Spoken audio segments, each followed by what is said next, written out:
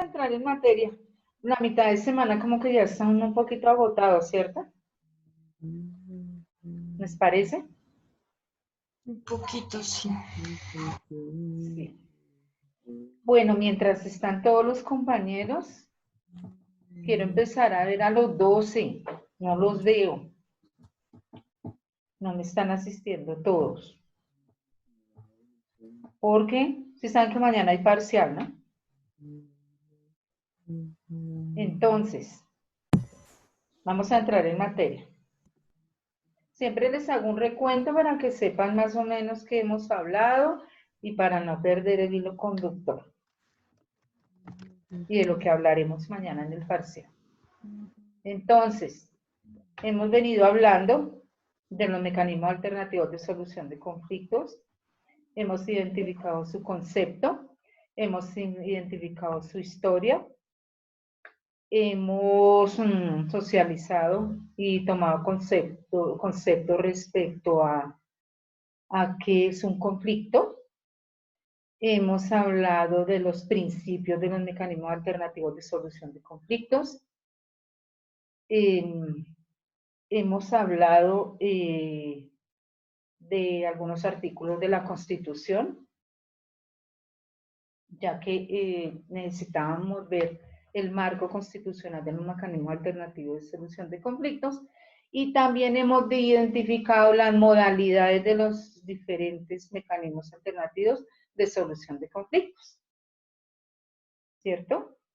Y hemos alcanzado a tocar algunas clases de mecanismos. Y ahí es en donde vamos a continuar hoy. Entonces, ¿quién me quiere contar si yo voy a empezar a hablar de un proceso en un juzgado? ¿A qué modalidad de mecanismo me quiero enfocar? ¿A cuál de las dos modalidades?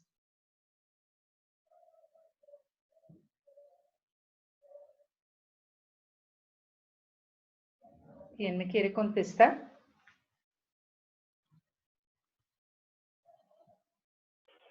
Heterocompositivo. Perfecto. Puedo hacer esa pregunta de parcial mañana. Heterocompositivo. Buenas noches, profe. Nicolás, bienvenido. Buenas noches. Muy bien, heterocompositivo. Entonces, cuando hablamos del proceso, quiero que sepan cuál es el paso a paso y por qué se diferencia, de cuál sería la diferencia frente a un mecanismo autocompositivo. Entonces, ese mecanismo heterocompositivo, dentro del cual está el proceso judicial, tiene unas etapas. ¿Cuál es la primera etapa? En un asunto, mediante el cual una de las partes o ambas no tienen ánimo conciliatorio, entonces la voluntad de una de las partes en este caso es no, quiero dejar la decisión de este asunto en manos de un tercero. ¿Quién es ese tercero en ese caso? Del proceso judicial. ¿El abogado? No. ¿Quién toma la decisión en un proceso judicial? Ah, el juez. Juez. El abogado es quien va a hacer el trámite, el intermediario entre su prohijado o cliente y el juez. Entonces, el primer paso es el asunto. El segundo paso es, necesito solucionarlo. Señor juez, lo dejo en sus manos y por eso me va a representar mi abogado. Entonces le cuento la historia a mi abogado y de una vez lo documento, porque el juez siempre le va a decir, dame la prueba y te daré el derecho. Entonces, si no hay pruebas, si no hay un análisis del asunto, entonces el abogado no puede hacer un escrito de demanda. Si lo hubiere, prepara el escrito de demanda, documentas totalmente, foliados, numerados, quiere decir, deben estar numerados, y fuera de ello, es un paquete aproximadamente, según el asunto, mínimo 20 hojas o 20 folios. En derecho no se dice hoja ni página, sino folios. Entonces, cuando él termina, Se va para los juzgados y allí radica el escrito de demanda. Debe radicar 3 paquetes junto con el escrito de demanda en forma digital, o sea, un CD con cada paquete de documentos. 3 juegos, ¿por qué?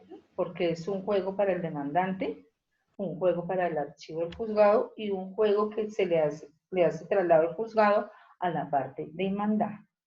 Entonces, ahí empieza la primera gestión del abogado. Claro que no sin antes haberle dicho a su cliente o a su prohijado, bueno, ese asuntico vale tanto, según la cuantía, lo que usted quiere recuperar Profe, más. profe, usted decía que los tres pasos, ¿sí? 3 paquetes. No, pero en el heterocompositivo. El primero es el asunto, el segundo necesito solucionarlo y el tercero. A ver, el primero, estoy hablando de un proceso judicial y cómo comienza. Entonces, dijimos, el primer paso es el asunto, es la situación el conflicto que hay, mi deuda, el pago de mis prestaciones sociales. Señor juez, tome la decisión. Entonces, inicio un proceso porque no tengo ánimo de conciliar con esta persona. Tome usted la decisión y me va a representar mi abogado. Le entrego toda la información a mi apoderado o abogado. Él va a recolectar esa información fuera de lo que yo le manifieste y arma un escrito de demanda. Cuando arme el escrito de demanda, radica en los juzgados 3 paquetes y les explicaba por qué 3 paquetes. ¿Hasta ahí vamos claros? Bueno, no sin antes, me devolví un poquito, haberle dicho a su cliente o prohijado, el asuntico tiene un valor de tanto, ese proceso puede durar 2, 3, hasta más años. La cuantía es tanto, mi 30%, me da la mitad o el resto durante cada audiencia. Ahí empiezan las situaciones de dinero, de gastos, porque es el gasto bastante lo que tiene que invertir el abogado en papelería, en documentos, en transportes, en radicados. Vaya, venga, verifique si fue aceptado su escrito de demanda, si de pronto colocó el número de cédula o la dirección o el nombre de una de las partes mal, o de la empresa o del empleador. El juez le inadmite, tiene que iniciar de ceros, volver a radicar, y eso ya es un proceso de meses. Ahí empieza el primer trauma. Tiempo y nuevamente revisar escritos de demanda. Finalmente quedó bien, se le informa por los diferentes medios, que no me metería mucho al tema para que ustedes sepan las formas, todo eso ya es para un abogado, pero la comunicación al demandar, ya cuando se entera, debe notificarse y darle respuesta a las pretensiones de la parte demandante. ¿Cuáles son las pretensiones? El valor de mis cesantías son, sigamos con el ejemplo, de los 20 millones, más intereses, ahí ya se acumula, ya considera más el juez, y entonces empieza la parte demandada por intermedio de su abogado, se dice presentar excepciones. ¿Qué dice? Por ejemplo, a la primera pretensión, no estoy de acuerdo.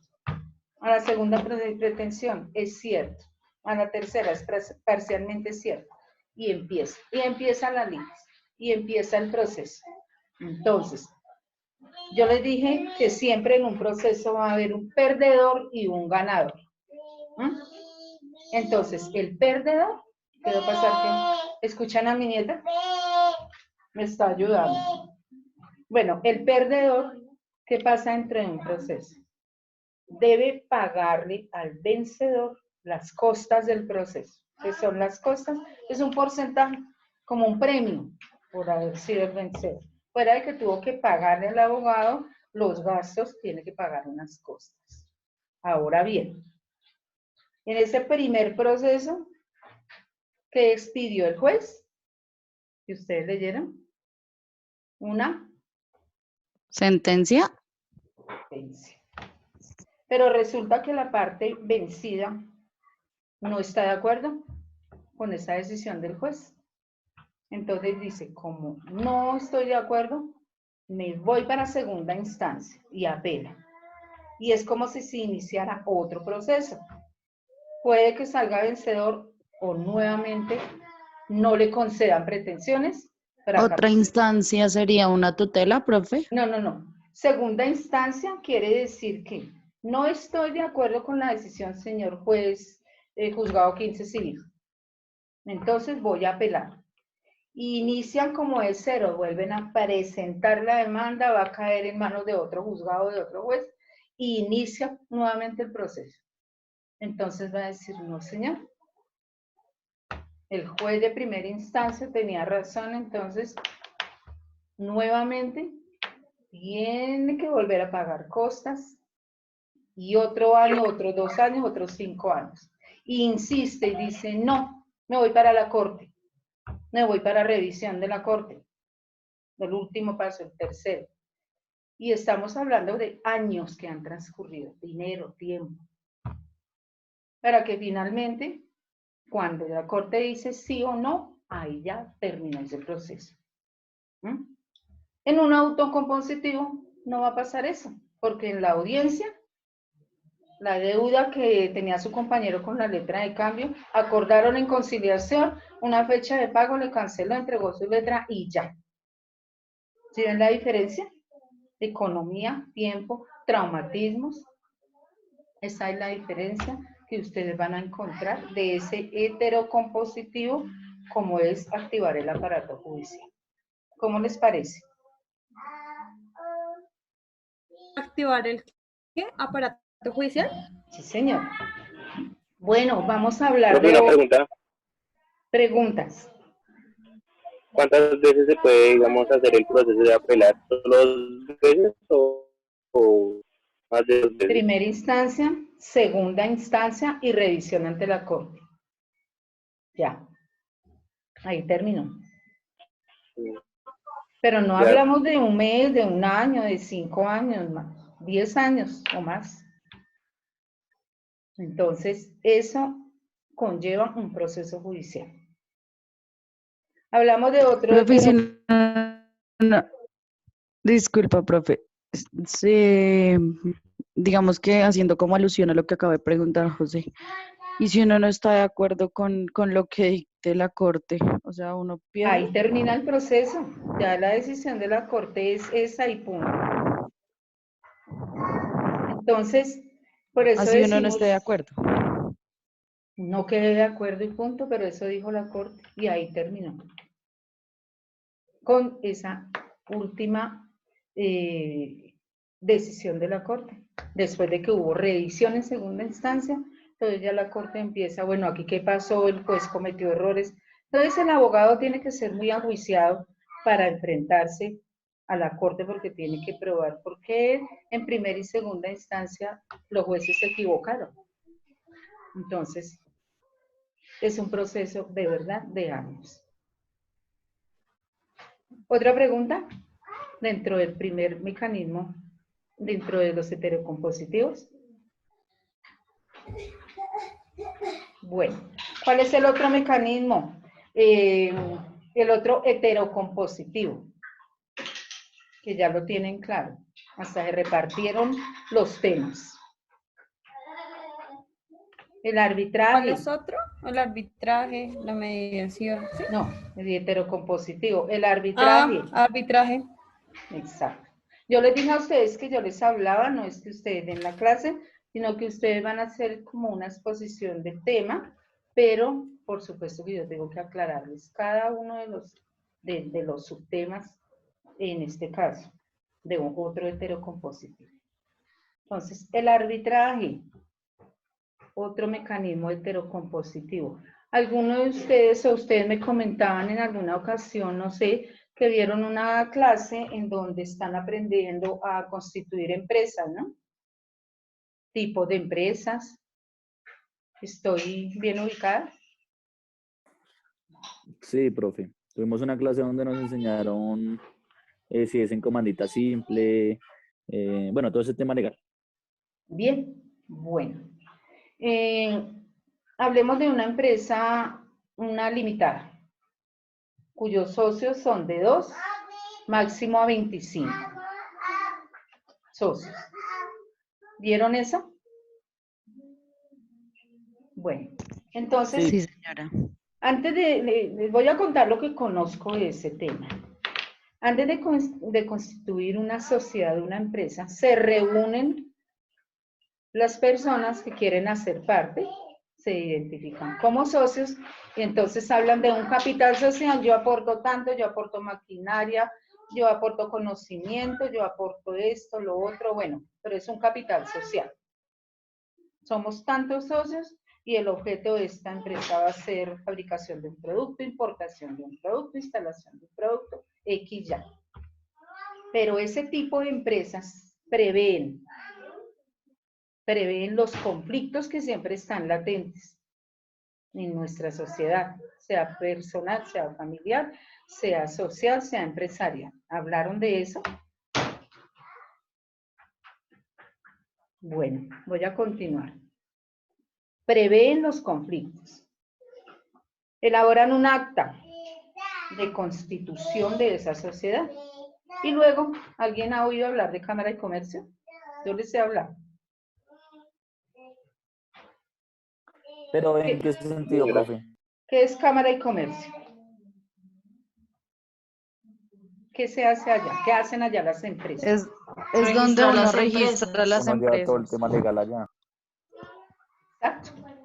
Entonces, como vamos a hablar de una sociedad que prevé que se van a presentar conflictos dentro de esa acta de constitución de la sociedad, que van a radicar en Cámara de Comercio, porque recuerden, si vieron el tema, si no, pues más o menos el conocimiento que tengo, Cámara de Comercio recibe toda la documentación y revisa esa acta de constitución de la sociedad.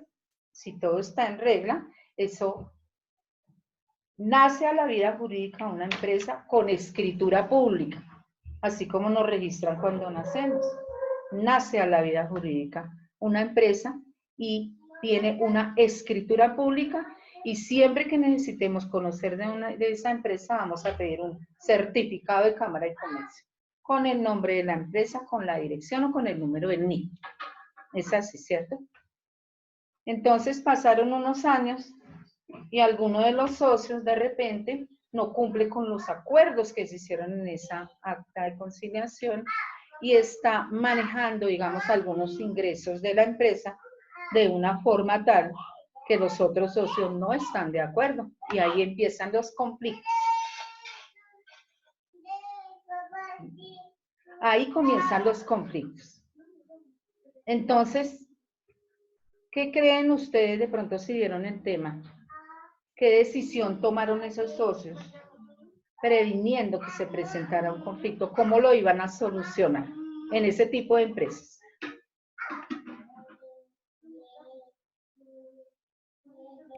¿Cómo, profe? ¿Cómo? Pues sería Pues por se el tema podrían legal, ¿no, vender profe? las partes de los socios. Alzan la manito que Digamos, os vaya a hablar. Digamos, yo me voy a Entonces, retirar de esta sociedad, yo le puedo vender mi parte a la otra persona que se va a quedar. Puede ser una opción, creo. generalmente en ese tipo de empresas y en el acta de constitución acuerdan que los conflictos que son latentes, cuando no sean solucionables dentro de ellos mismos, se salga de sus manos, entonces lo van a solucionar mediante un proceso arbitral. Y eso queda en el acta de constitución de la sociedad. Y eso queda dentro de la escritura que les va a entregar Cámara de Comercio cuando ya todos los documentos están en regla. Porque si llegase a haber un error al momento en que Cámara de Comercio va a expedir la escritura, les va a manifestar, les va a entregar la escritura con el error. Y cuando radican documentos ya han pagado un valor de acuerdo al capital social de esa empresa. Y no estamos hablando de cualquier 100, 200.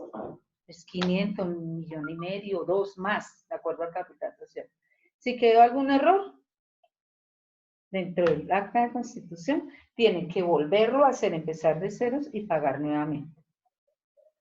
Ese es el ejercicio. Entonces, acordaron, si se presentara un conflicto, lo vamos a solucionar mediante un proceso arbitral. ¿Por qué? Alguno de los socios de pronto tiene sucursales, tiene otra empresa y conoce el trámite y de repente se presentó ese inconveniente, no lo pudieron socializar o solucionar en la mesa de diálogo que hacen cada 6 meses, las reuniones, no lo lograron, entonces, ¿qué hacen los socios?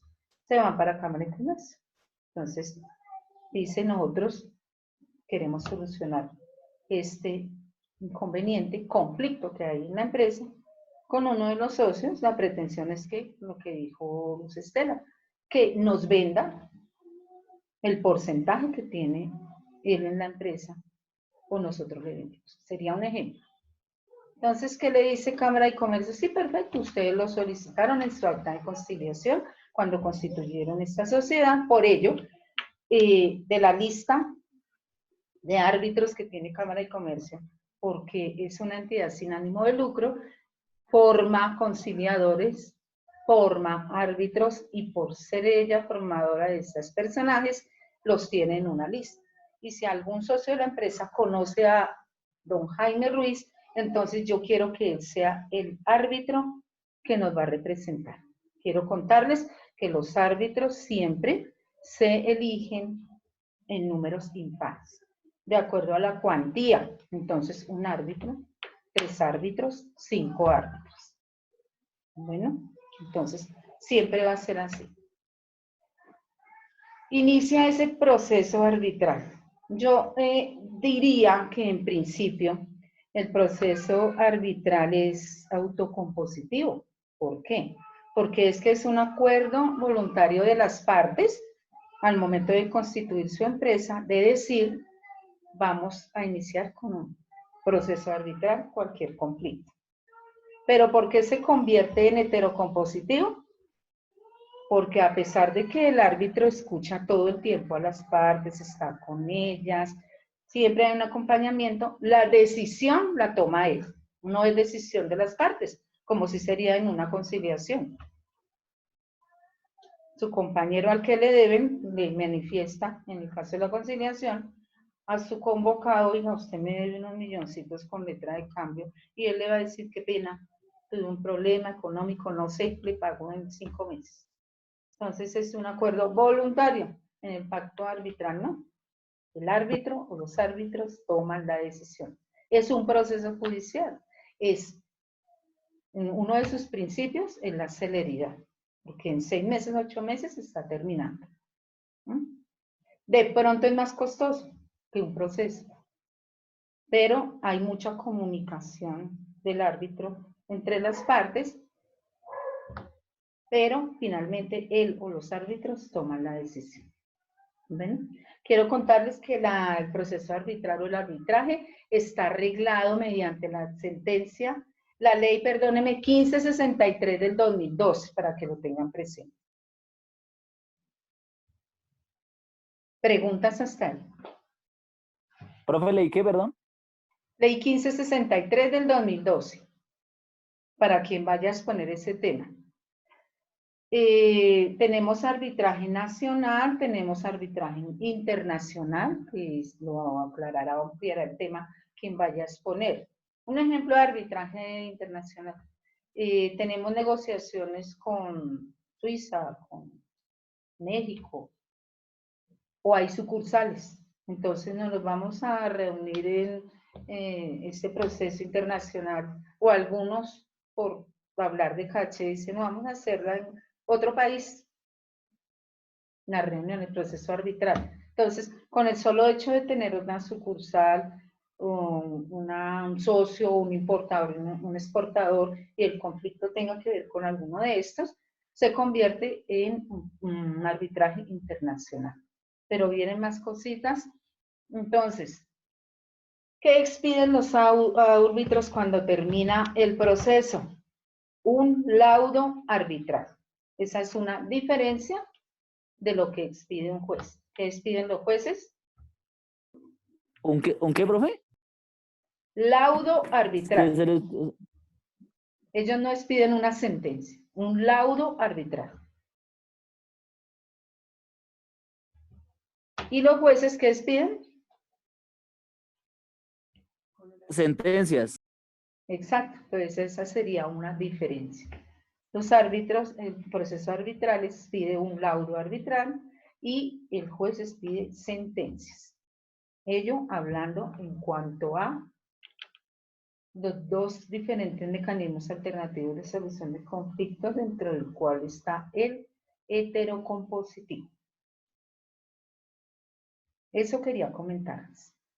Ahora quiero trasladarme un poquito a los autocompositivos. ¿Alguien quedó a hablar de hoy de un temita? De la negociación, sin embargo, antes de, yo voy a tomar el tema y quiero contarles. En nuestro país, o por naturaleza, el ser humano le gusta negociar. Un ejemplo, en este mes de la madre voy a comprar unos 5 perfumes de mi hermana, mi amiga. Venga, vecinita, son 5, soy clienta, entonces, ¿qué descuentico me va a hacer? Un negocio, ¿cierto? Hacemos negociaciones entre empresas. Y en este me voy a sacar unos productos de muy buena calidad, pero los pude importar en otro valor, entonces los voy a dar en este precio. Pero el cliente me dice, venga, si me vende unas 20 docenas, hágame un descuentico. A mí me gusta el regateo, yo no compro en trading, no, voy a cotizar o hágame un descuentico porque mire el valor. ¿Es así o no? Sí. Sí. Entonces, la negociación la pueden hacer ustedes en sus empresas.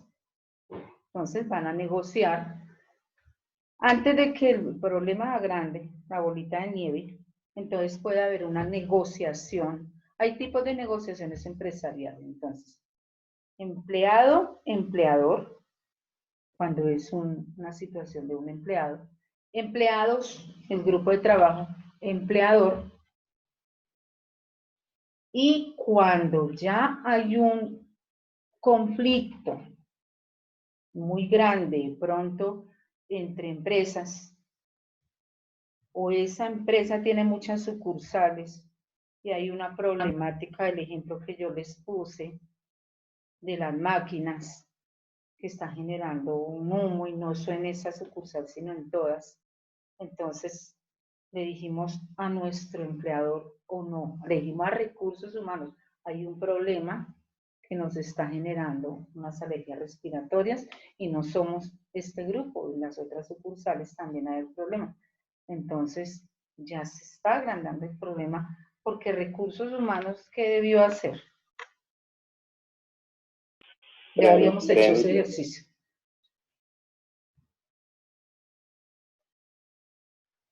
¿Lo solucionaba recursos humanos o ya sería un inconveniente que viene de dónde?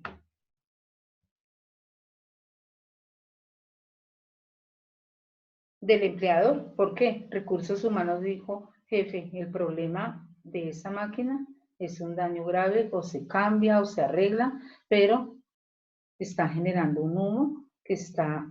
¿Y cuál fue el primer paso que hizo recursos humanos de pronto, de acuerdo a su gestión?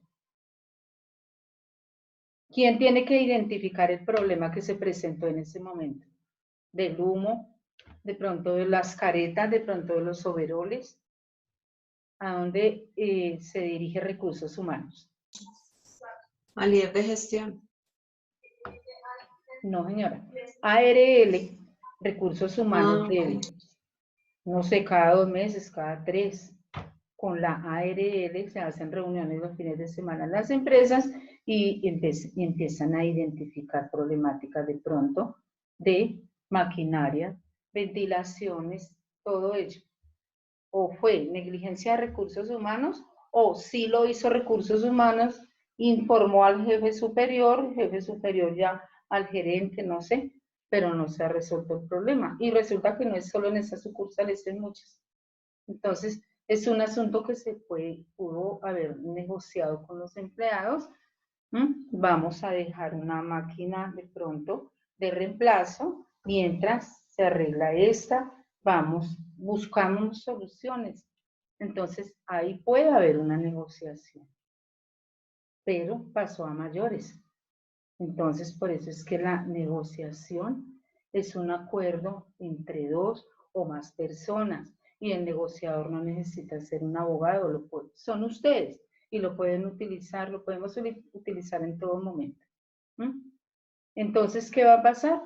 Esa situación, Recursos Humanos tomó nota, porque no solo se habló, tomó nota, le entregó al jefe superior y esa ya es una prueba de su muy buena gestión en caso de que el problema sea grande. Recursos Humanos usted me informó, sí, aquí está el documento que se levantó, el informe que le pasé, porque se identificó con la ARL. Esa es la prueba, el documento que queda de esa negociación que usted logró hacer con su grupo de trabajo después de haber identificado cuál es la situación con la ARL. Y lo mismo puede pasar con los perfumitos. Resulta que los compré, salió roto el frasquito, no sé, entonces mi negociación, qué pena, mire, vecinita, eso está roto, no sirve. Entonces la facturita, el recibido.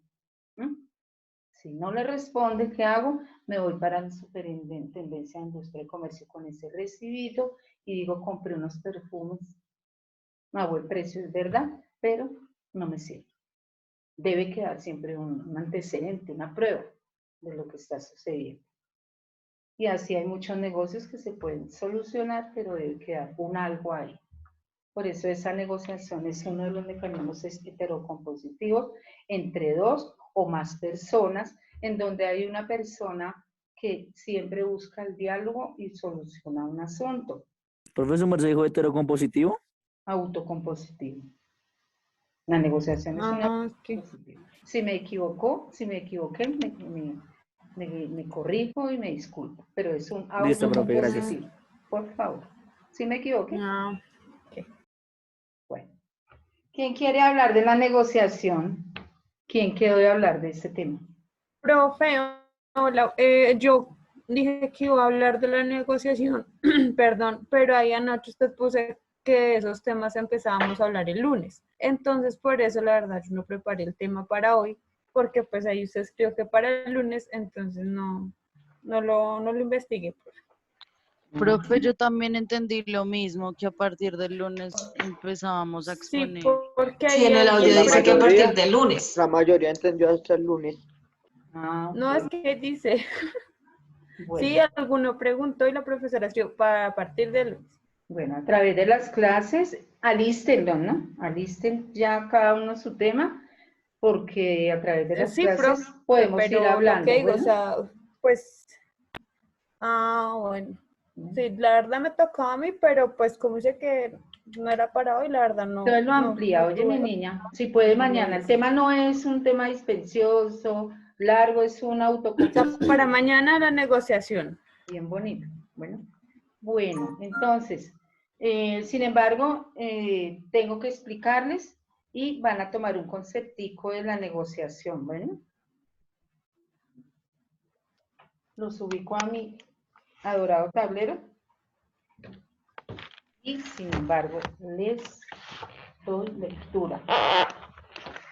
Entonces tenemos claro que en el heterocompositivo, el arbitraje, ley 1563 del 2012, tenemos arbitraje nacional, tenemos arbitraje internacional, ya les di unos parámetros, que los árbitros siempre son en números impares, de acuerdo a la cuantía y al tipo de negociación, podemos tener un árbitro, 3 árbitros, 5 árbitros. Que los árbitros no expiden sentencia, sino Laudo arbitral. un laudo arbitral. Quiero que eso quede claro.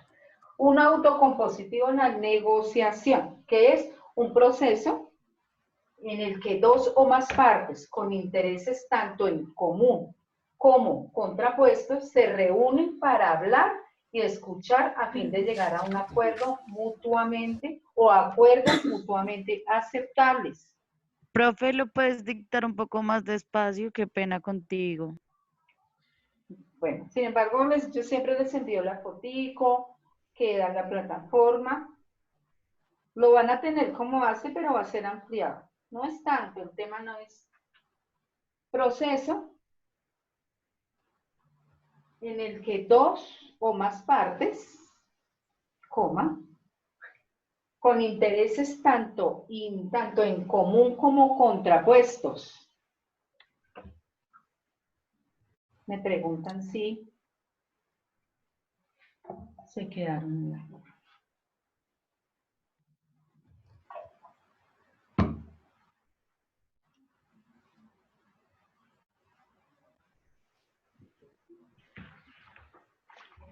Se reúnen para hablar y escuchar a fin de llegar a un acuerdo mutuamente, a un acuerdo o a acuerdos mutuamente aceptables. Bueno, muchachos.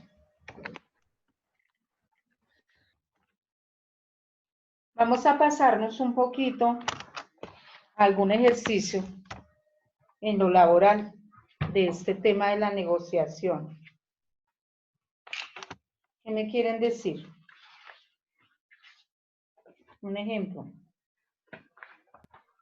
Pues no sé, profe, si aplique de pronto frente a lo laboral un cambio de turno que uno negocia con el líder o el jefe y pues le plantea varias opciones, como, bueno, yo no voy a trabajar el viernes, pero a las 8 de la mañana del sábado estoy y pues a mí nunca me ha tocado trabajar un sábado, entonces como que sería una recompensa y sería como una parte de negociación, no sé, lo veo yo así.